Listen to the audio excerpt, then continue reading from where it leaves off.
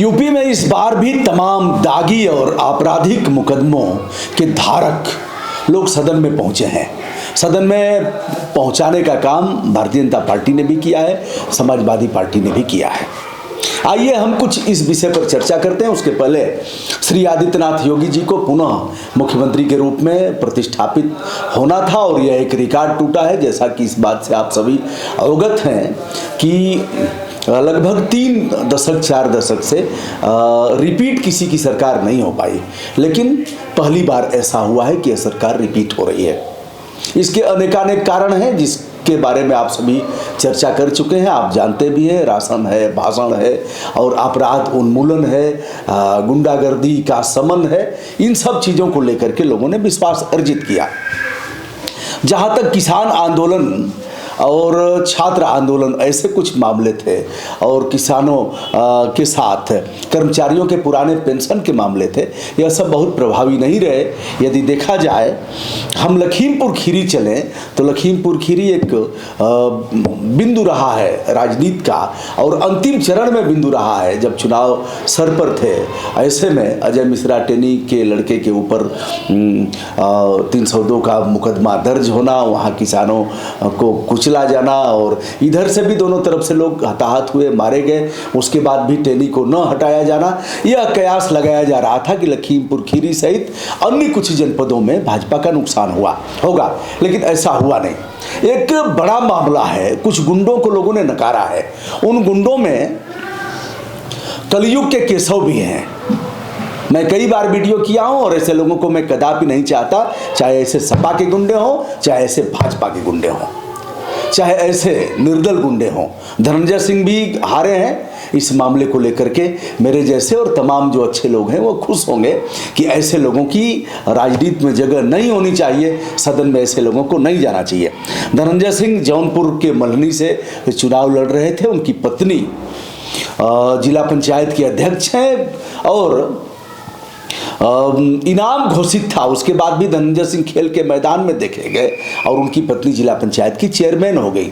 इसको लेकर भी सत्ता पर तमाम सवाल उठे और जातीय आधार से जोड़ा गया सीएम आदित्यनाथ योगी और धनंजय सिंह को लेकर के। दोस्तों, बताते चलें, 10 गंभीर आपराधिक मुकदमे जो दिल्ली से लेकर के और जौनपुर तक विचाराधीन है, चल रहे हैं। उसमें धनंजय सिंह वांछित है, हत्या से लेकर के अन्य संज्ञेय अपराध। चलिए हम चलते हैं कलयुग के केशव पर। केशव सबसे पहले प्रकाश में आते हैं 2014 में, जब मोदी का जादू चल रहा था। केशव विश्व हिंदू परिषद से जुड़े रहे और इनके ऊपर भी दर्जनों मुकदमे दर्ज रहे। 4 मुकदमे प्रदेश सरकार ने वापस किया। 302 का मुकदमा भी इनके ऊपर रहा है और लूट से लेकर के और तमाम कूट रचित फ्रॉड प्ले के मुकदमे रहे हैं। तो 4 मुकदमे वापस लिया और 7 मुकदमों का उल्लेख इस बार भी केशव प्रसाद मौर्य ने किया है। दोस्तों, संपत्ति भी अर्जित किया। 2014 में यह प्रकाश में आए और फूलपुर, जहां से कभी नेहरू जी होते थे सांसद, वहां से इन्होंने भारी मतों से विजय हासिल किया और फिर भाजपा ने इन्हें प्रदेश अध्यक्ष बनाया। भाजपा ने लिखा क्या है इस पर मैं बता रहा हूं। सुप्रीम कोर्ट ने कहा कि किसी भी आपराधिक चरित्र के व्यक्ति को टिकट न दिया जाए, यदि दिया जाता है तो उसका कारण भी बताया जाए। कौन सी ऐसी परिस्थितियां हैं कि राजनीतिक दल उन्हें टिकट दे रहे हैं, ऐसा लिखा जाएगा, समाचार पत्रों में प्रकाशित करवाया जाएगा लगातार 3 दिनों तक। न सपा ने परहेज किया गुंडों और मवालियों से और न ही भाजपा ने परहेज किया। लुटिया डूब गई बहुजन समाज पार्टी की और लुटिया डूब गई कांग्रेस की भी। बहुजन समाज पार्टी, हम केशव पर आते हैं, उसके बाद हम बहुजन समाज पार्टी, जिन्होंने वोटों का लगातार सौदा किया, किस प्रकार मटिया मेट हो गई और एक तरह से नाम लेने वाला भी रहा न बिन कोई रोवन हारा। अब कोई रोने वाला भी नहीं रहा। एक उमाशंकर सिंह जीते हैं बहुजन समाज पार्टी से और 2 सीटों पर कांग्रेस को 2 सीटों पर सफलता मिली है और वह संतोष कर रही है। अब आते हैं केशव प्रसाद मौर्य पर। तो भाजपा ने इन्हें प्रदेश अध्यक्ष भी बना दिया, जिसको संगठन के बारे में कोई जानकारी नहीं। प्रदेश अध्यक्ष एक चरित्रवान व्यक्ति बनेगा। हम स्वामी प्रसाद मौर्य पर भी आएंगे, ओम प्रकाश राजभर पर भी आएंगे और कुछ मामलों पर हम चर्चा करेंगे। जिन्हें संगठन का क ख ग घ नहीं पता वह प्रदेश अध्यक्ष बन गए। एक गुंडा और मवाली प्रदेश अध्यक्ष बनाया जाता है। चलिए, प्रदेश अध्यक्ष के बाद डिप्टी सीएम भी बना दिया। लिखा क्या? लिखा है कि हमारे सिटिंग विधायक हैं केशव प्रसाद मौर्य। फिर लिखा है आगे, यह डिप्टी सीएम भी हैं प्रदेश के। आगे कह रहे हैं पूर्व में भाजपा के प्रदेश अध्यक्ष एवं सांसद भी रहे हैं। आगे लिख रही है भाजपा, बता रही है, कारण बता रही है कि हम इन्हें टिकट क्यों दे रहे हैं। कहा कि जिला इकाई ने प्रस्तावित किया है। और क्या किया है? क्षेत्र में नहीं बल्कि पूरे प्रदेश में यह लोकप्रिय हैं। कौन? 1 दर्जन मुकदमा वाले केशव प्रसाद मौर्य। और जो मुकदमे दर्ज हैं वह राजनीति से प्रेरित हैं, ऐसा कहकर के टिकट दिया। लेकिन बड़े बेआबरू होकर कूचे से निकले। आप सभी इसको दोहरा देंगे कि क्या है यह लाइनें, सही सही क्या है। तो केशव प्रसाद मौर्य आज चुनाव हार गए। डिप्टी सीएम अब बनेंगे नहीं बनेंगे या मुझे नहीं पता, उनके मामले हैं, क्या करेंगे। लेकिन ऐसे लोगों का दोस्तों राजनीति में कोई स्थान नहीं है। मैंने पहले भी कहा कि अगर मौर्य और कुशवाहा ही सटीक बैठता है, जातीय आधार पर सबको देना है, उनकी भागीदारी सुनिश्चित करनी है, तो गुंडा को ही बनाओगे। गुंडा नेतृत्व करेगा और कहेगा कि प्रदेश से गुंडे छोड़कर भाग गए हैं प्रदेश, और या भाषण करेगा। दोस्तों, व्यक्तिगत रूप से इस हार पर मैं खुश हूं। दूसरा विषय, हो सकता है योगी आदित्यनाथ जी का जान भी बच गया है। मुकदमा तो अभी अपना वापस लिए हैं। हो सकता है कि यह उनको खटक रहे हों काम करने में। और कई बार केशव प्रसाद मौर्य ने सीएम बनने का सपना भी देखा था। जिस तरह से प्रश्रय देते गए, धनंजय गए और तमाम आपराधिक चरित्र वाले लोग चुनाव हारे हैं और बहुत से लोग जीते भी हैं। जो मिनिस्टर हारे हैं, विशेष तौर पर पूर्वांचल की बात करता हूं, सतीश चंद्र द्विवेदी, जिनके बारे में हमने 2-3 वीडियो किया था। अपने भाई को इन्होंने बनाया था असिस्टेंट प्रोफेसर, और यह काफ़ी विवादों में रहे, काफ़ी जमीनों में इन्होंने अर्जित किया, चुनाव हार गए। उपेंद्र तिवारी, बलिया हमारा निकटवर्ती जिला है, गाजीपुर से ही अलग हुआ था बलिया।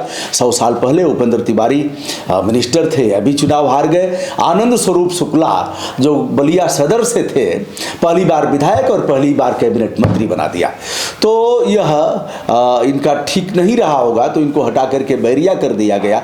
और बैरिया से एक सुरेंद्र सिंह जो भाजपा के विधायक रहे और खटक रहे थे बार बार सही बोलने के कारण, और कुछ ऐसे भी बोलते थे फाल्स, तो उनकी जगह इनको कर दिया गया। पहले से भी कयास लगाया जाता था कि आनंद स्वरूप शुक्ला की बलि चढ़ गई और यह बैरिया से हार जाएंगे। यदि सुरेंद्र सिंह नहीं लड़ते वहाँ चुनाव तो आनंद स्वरूप शुक्ला जीत जाते। लेकिन सुरेंद्र सिंह ने इतना काम जरूर किया अपने लड़ाई से, वीआईपी पार्टी से, जिससे कि आनंद स्वरूप शुक्ला हार गए। और फिर डॉक्टर संगीता बलवंत जो गाजीपुर सदर से पहली बार विधायक बनी, फिर अंतिम समय में योगी सरकार में मिनिस्टर भी रही, सहकारिता राज्य मंत्री, वह भी अंतिम समय में चुनाव में हार का मुंह उनको भी देखना पड़ा। कांग्रेस के बारे में जहाँ तक कहना है, स्वामी प्रसाद मौर्य पर आते हैं। नेवला, इन्होंने कहा मैं नेवला हूं और मैं इनको नष्ट कर दूंगा। आरएसएस को सांप बताया और भाजपा को क्या बताया, और कहा कि हम इनको नष्ट कर देंगे। स्वामी प्रसाद मौर्य पहले बहुजन समाज पार्टी के थे, बाद में भाजपा ने लिया। पहले भी चरित्र इनका अच्छा नहीं था। लेकिन दोस्तों, मैं बार बार कार्यकर्ताओं को कहता हूं, चाहे जिस दल के भी हों, सबकी जय जयकार मत करो, विरोध करना सीखो। विरोध करना पड़ेगा, कहना पड़ेगा कि कल तक बहुजन समाज पार्टी का यह सिपह सालार रहा और ये अपने जातीय लोगों का सौदा करता था। बहन जी के बारे में चलिए फिर से आ जाता हूं, कहने में कोई गुरेज नहीं है, बताया जाता है, जानकारों का कहना है। और तमाम लोगों ने जो निकले हैं दल से वो अभी कहे हैं कि अब जैसे एक मिश्रा जी हैं, नाम लेना ठीक नहीं है, तो कहाँ गुदगर ब्राह्मण लोग हैं, गुदगर माने जिनके पास पैसा है, कहाँ गुदगर पंडित जी लोग हैं, तो बाबा उसका सौदा करेंगे और ले जाके बहन जी से कहेंगे कि बहन जी यह है सबसे अच्छा है और इतना दे रहा है, तो जो कम दिया है उसका पैसा वापस कर देगा कुछ काट करके और उनको। तो मौर्य जी भी यही काम करते थे। रामअचल भाई भी यही काम करते थे, और जो भी नाम इस तरह के हैं सब लोग यही काम करते थे, ले आते थे और बहन जी के यहाँ फिर सौदा होता था, ऐसा कहना है लोगों का, मैंने देखा नहीं है। तो बहन जी सौदागर के रूप में थी और उस सौदागरी का काम खत्म हो गया, लोगों ने जान लिया। इस बार भी कई बार आपने देखा होगा। हमारी बात सत्य कैसे है, हम तर्क देकर के इस बात को बता रहे हैं, क्योंकि बहुत बार इस बार भी सौदा हुआ, सौदे में जैसे किसी को टिकट दिया गया, तब तक फिर किसी और को दे दिया गया, तब तक किसी और को, जो चढ़ा खड़ी करके जो सर्वाधिक रेट लगाएगा, उच्चतम सोपान पर जो जाएगा, उसको बहन जी की पार्टी से टिकट मिलेगा।